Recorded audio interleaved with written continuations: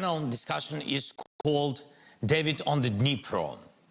I consider it as a rightful respect to Ukraine and to everything our people are doing.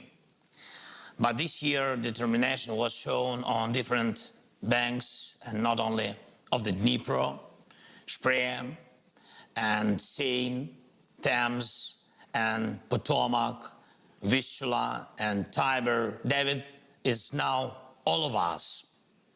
He is a whole free world. David is everyone who left that there is no alternative but to defeat Goliath, who came to destroy our life. Being David is fighting, and we are fighting. Being David is having a sling to win. We do not have yet the David's sling from Israel, but I believe it is just temporarily.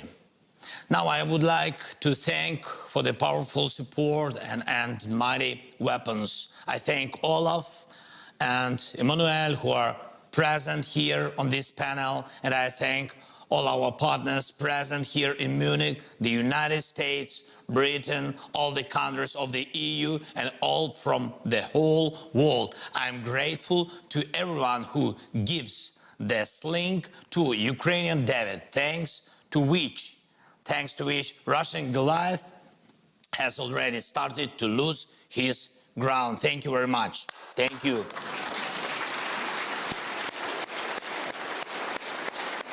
Thank you very much. We saw it last year, and he will definitely fall already this year. We can make it, all of us together, just as David did.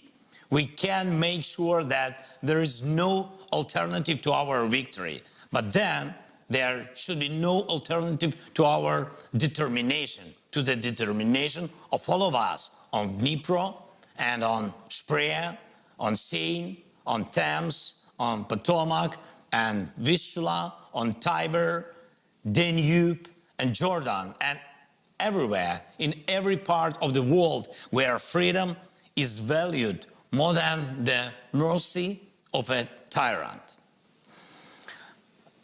Last year, when I was here in Munich at the conference, I was looking for such common determination. Ukraine was clearly telling the world, we will fight for ourselves if Russia starts a full-scale war. I wanted to hear from the world, Ukraine, we will be with you. Unfortunately, I heard it only after Russian missiles struck our land, already after the Russian tanks started moving, already after Putin destroyed all alternatives, leaving just one: who will win, he or us? In fact, you have already responded with the name of this conference's panel discussion. Goliath has no chances. But unfortunately, he has a potential. Unfortunately, he tries to buy additional time for his aggression, trading with the world. Unfortunately, he can still destroy many lives, many. That is why we need to hurry up. We need the speed of our agreements, speed of our delivery to strengthen our sling, speed of decisions to limit Russian potential. There is no alternative to speed, because it is the speed that the life depends on. Delay has always been and still is a mistake. While we negotiate how to strengthen our defense with modern tanks, the Kremlin is thinking about ways to strangle Moldova. While we are trying to convince that Ukraine needs modern combat aircraft, the Kremlin has already convinced the Iranian regime. The result is not only lethal Iranian drones in Ukrainian skies, but also something with which the Kremlin paid for it. Are you sure it's just money? Or maybe the world will face the enriched Iranian regime? And to what extent 90%, 92 or 100%. And I'm sure none of us wants to let the region of Middle East and the Gulf to taste it, while we spent weeks to agree on new sanctions against Russia. The terrorist state is looking for ways to adapt to the restrictions already in place through parallel imports, shadow fleet of tankers and the like. Where shall we see the impact of this illegal profit of Russia? In the efforts to corrupt your political systems and international institutions, in attempts to destabilize your social life, and in disinformation campaigns against your people, in escalation in those regions that are sensitive to you. What awaits, for example, Libya, Mali, or Central African Republic while Moscow had the power?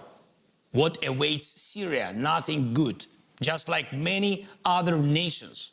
So you will have no rest as well. So it's not just about Ukraine. The point is that Goliath must lose. And there is no alternative to this, because the Kremlin can break the security and peace of all who are now represented here in Munich. Delayed decisions of the world are a resource. Putin's dictatorship lives on.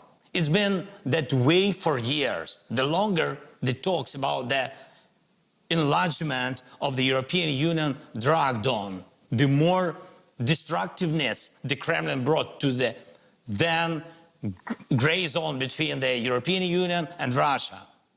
The louder it was said that it was necessary to wait before Ukraine was allowed to enter NATO's open door, the more aggressive Russian policy became.